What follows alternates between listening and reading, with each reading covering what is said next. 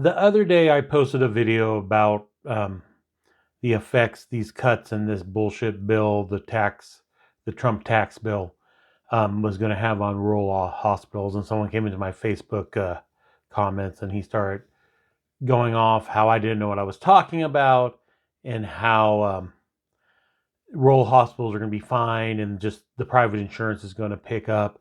And I start in that he's glad that all this welfare abuse is going to be eliminated. And when he said abused, my mind automatically went to fraud. And I started giving him the statistics and the percentages of the fraud rate in the welfare system, especially compared to other government programs, and how relatively low. And he came back at me and said he didn't say anything about fraud. What he said was people abusing the system.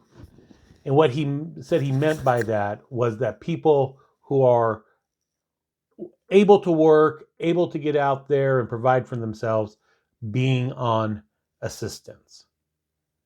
Now, I just blocked him after that because he's just spewing lies and propaganda that Fox News and this administration, people on the right, put out and have constantly put out since the 80s and Reagan and his bullshit welfare queen.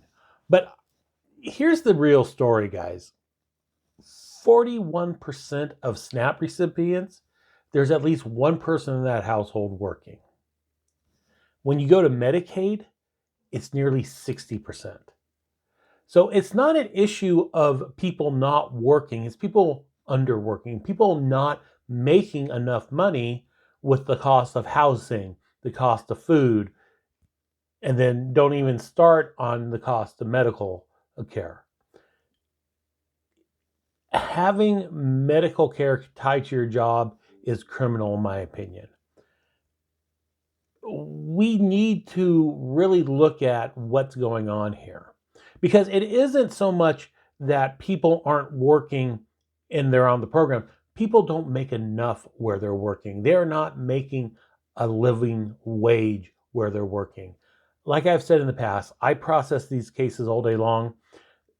Almost all of them have some kind of income coming in. And a lot of them work at Walmart or they work at Amazon and they're working 40 plus hours a week and still don't make enough money to feed their family and keep shelter over their family. That's the real abuse of the welfare system, corporate welfare.